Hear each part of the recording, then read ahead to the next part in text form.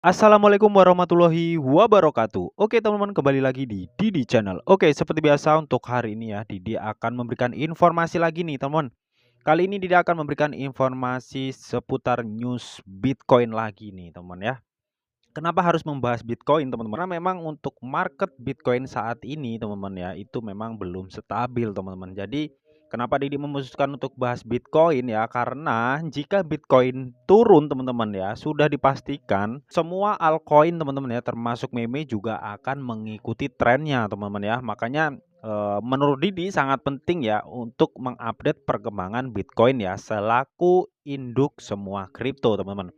Nah, namun seperti biasa teman-teman, sebelum melanjutkan video ini jangan lupa kalian tekan tombol subscribe dulu ya teman-teman, karena sekali lagi subscribe itu gratis dan tentunya kalian akan mendapatkan update-update video terbaru dan info-info terbaru dari Didi Channel. Oke, nggak usah kelamaan, langsung saja check this out. Oke teman-teman, di sini Didi sudah masuk di website blockwork.co teman-teman ya. Dimana di sini dalam kemenangan untuk crypto staker ya, IRS mengatakan token yang tidak diperdagangkan bebas pajak teman-teman ya. Nah, jadi di sini tuh IRS ya mengambil keputusan untuk mengembalikan pajak pasangan Nashville ya terkait dengan token Texosnya teman-teman ya yang tidak terjual ya. Karena token Texos tersebut ya statusnya itu sedang dipertaruhkan teman-teman atau di staking mungkin ya. Nah, di sini IRS itu telah menawarkan ya mengembalikan beberapa pajak yang dibayarkan atas hadiah yang diperoleh ya, tetapi tidak ditebus ya dari pertaruhan di blockchain Texos teman-teman. Ini alasannya ya, kenapa si IRS itu, mengembalikan, pengembalian pajak ya terhadap si Nashville, teman-teman.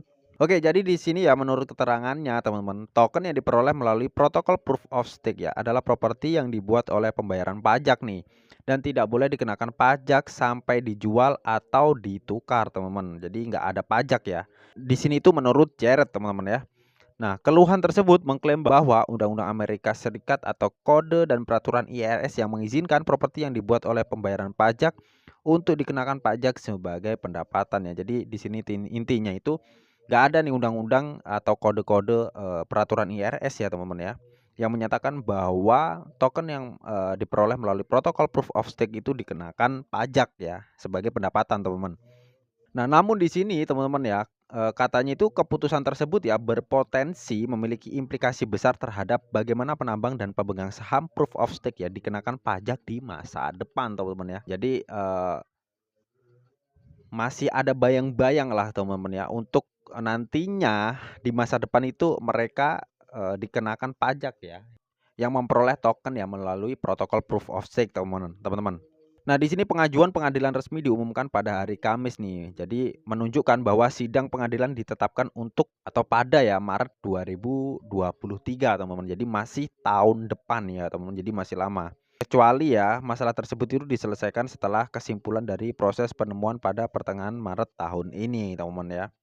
Seorang perwakilan dari IRS itu menolak berkomentar ya dan agensi tersebut belum menerbitkan pernyataan kebijakan formal apapun teman-teman ya. Jadi kalau kita mengutip dari perwakilan IRS saja menolak berkomentar teman-teman, berarti ada benernya nih teman-teman ya.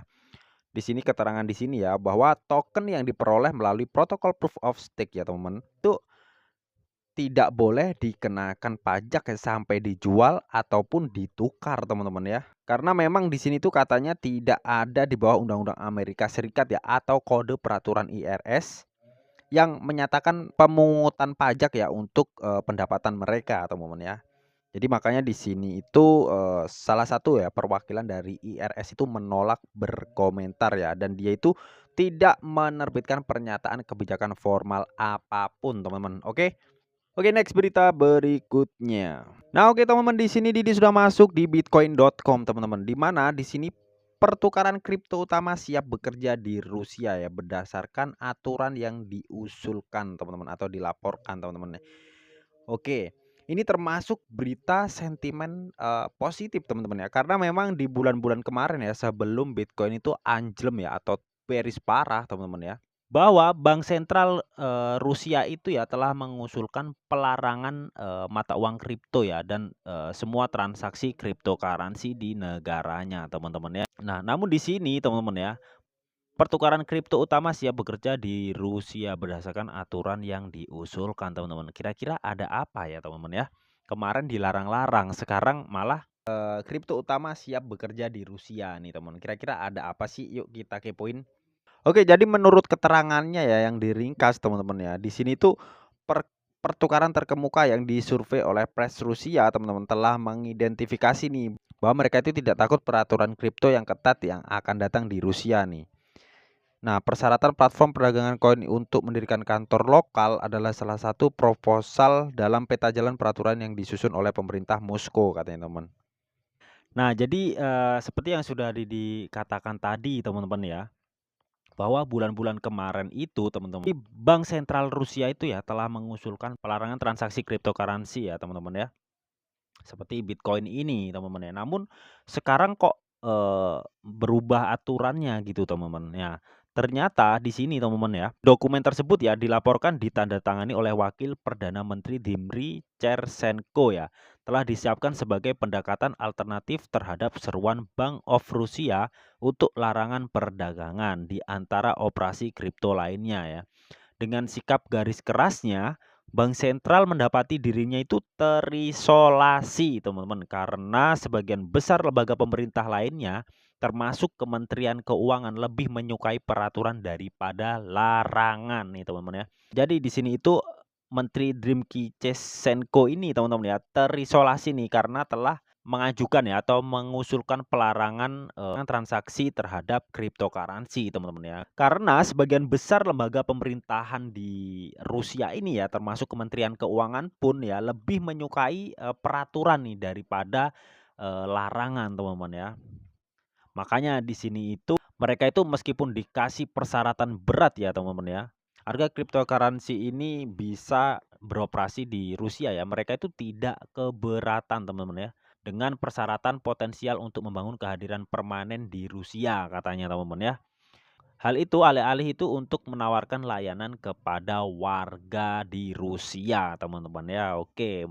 Jadi sepertinya itu Rusia memang sangat potensi banget ya untuk keberlangsungan cryptocurrency ya. Makanya pertukaran-pertukaran besar itu relalah memenuhi persyaratan yang diberikan sangat ketat ya oleh Rusia ya untuk bisa beroperasi transaksi cryptocurrency di Rusia ya, karena memang Wakil Perdana Menteri ya telah membuat seruan, teman-teman ya, seruan untuk pelarangan perdagangan aset kripto, teman-teman. Nah, ternyata dia itu terisolasi ya karena sebagian besar lembaga pemerintahan lainnya itu termasuk Kementerian Keuangan lebih menyukai peraturan daripada larangan, teman-teman. Alhasil saat ini, teman-teman, banyak pertukaran itu akan mendaftarkan dirinya ya ke Rusia, teman-teman ya.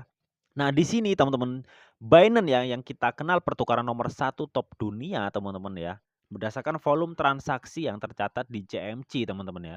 Dia itu mengatakan ya kepada Harian Bisnis bahwa mereka itu siap untuk membuka cabang atau bahkan mendaftarkan badan hukum di Rusia ya, teman-teman. Wow ya, teman-teman ya.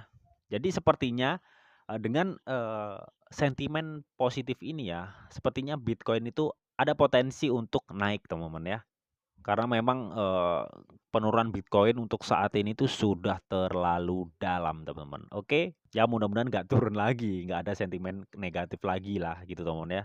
Nah, di sini, teman-teman, Kepala Hubungan Pemerintah ya Olga Gotcharova, teman-teman ya, mengatakan bahwa Binance sendiri itu mendukung peta jalan peraturan sebagai langkah yang akan membuat operasi lebih dapat dipahami, transparan dan ramah pengguna, katanya, teman-teman ya. Intinya di sini itu si Binance tuh mensupport penuh ya untuk peraturan-peraturan yang diberlakukan oleh pemerintah Rusia ya mengenai peraturan perdagangan aset cryptocurrency, teman-teman. Oke.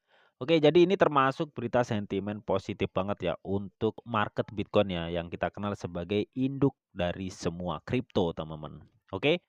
Karena memang si Bitcoin ini acuan harga lah, teman-teman ya. Istilahnya meskipun kita sepintar-pintar menganalisa, teman-teman, ketika sentimen-sentimen negatif atau positif ini udah bermain, teman-teman ya, sudah pasti analisa kita itu tidak berlaku, teman-teman ya. Oke. Namun tetap di sini itu ada disclaimer on teman-teman, bahwa untuk trading dan investasi di dunia cryptocurrency itu sifatnya sangat berbahaya atau beresiko tinggi teman-teman. Karena memang sifatnya yang sangat-sangat fluktuatif. Jadi, bijaklah kalian dalam mengelola atau memanajemen keuangan kalian. Semua keputusan yang kalian ambil adalah tanggung jawab kalian masing-masing. Di sini Didi hanya memberikan informasi yang Didi tahu untuk kalian semua. Oke, mungkin itu aja yang bisa Didi sampaikan di video ini. Semoga bisa bermanfaat. Jika kalian suka video ini, jangan lupa kalian klik like, share, komen, and di subscribe teman-teman. Karena sekali lagi subscribe itu gratis. Dan tentunya kalian akan mendapatkan update-update video terbaru dan info-info terbaru dari Didi Channel. Oke, sampai jumpa.